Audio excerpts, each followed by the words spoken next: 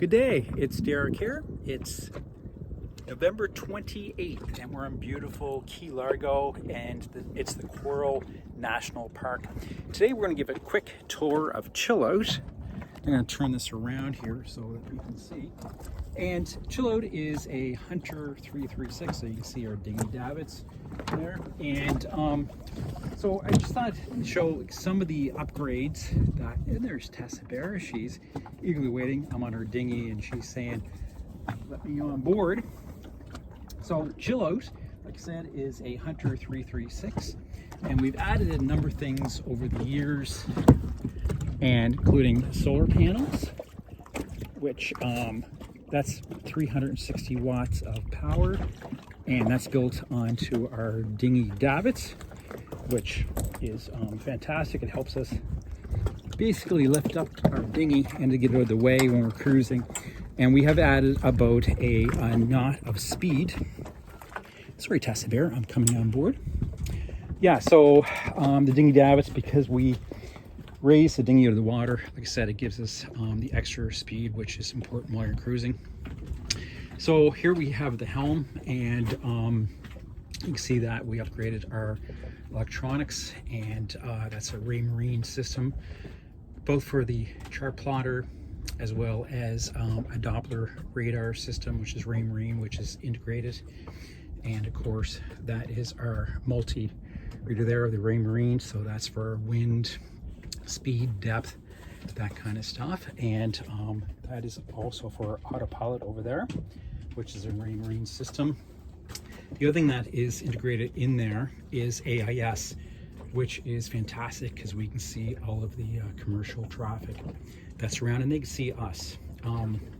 You also see that I have my cheat notes there for draft, mast height, and MMSI number. Draft, very important because around here, holy mackerels, it's very, very shallow. So basically coming forward, the shrouds were replaced last year. Just want to make sure that standing rigging was safe, and excuse the mess, but we also have a windlass, and that's hooked up to a Rockna 15 kg anchor with 150 feet of chain and 150 feet of road. And if I get tested the way, we're coming down here and down the companionway, and I will walk the aft cabin first. You can see that's our cabin back here, which is a lot of space and very bright, and there's some lockers there for our clothes, and there is engine access back there as well.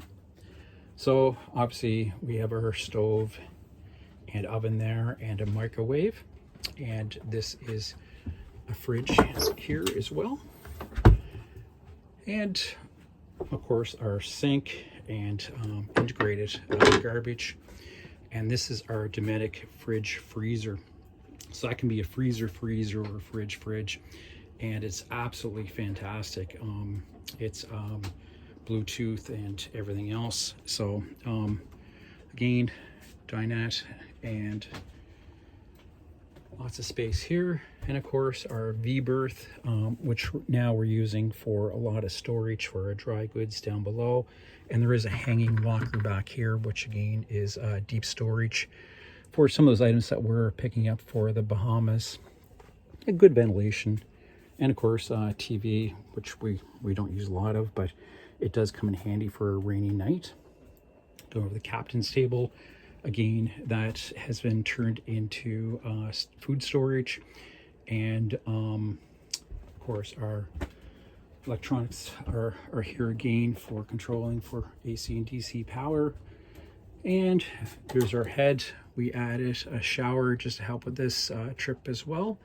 And back there is a wet locker. And of course, in here is our engine access. And that is a Yanmar 3G M30F diesel engine. And we did a number of upgrades to this to get it ready. We added a Belmar 70 amp alternator, and that was done this year here because we had to. It just wasn't keeping up with the charging. as well as new engine mounts, hoses. Oh my gosh, anything that we thought was compromised, we basically changed over. There's a new dripless shaft system there, coupled with a new drive shaft and a 3-bladed propeller, which gave us additional push for underway as well. I'll just put that back together there. So yeah, so that is a quick tour of Chill Out. And like I said, V-berth. I went through the V-berth.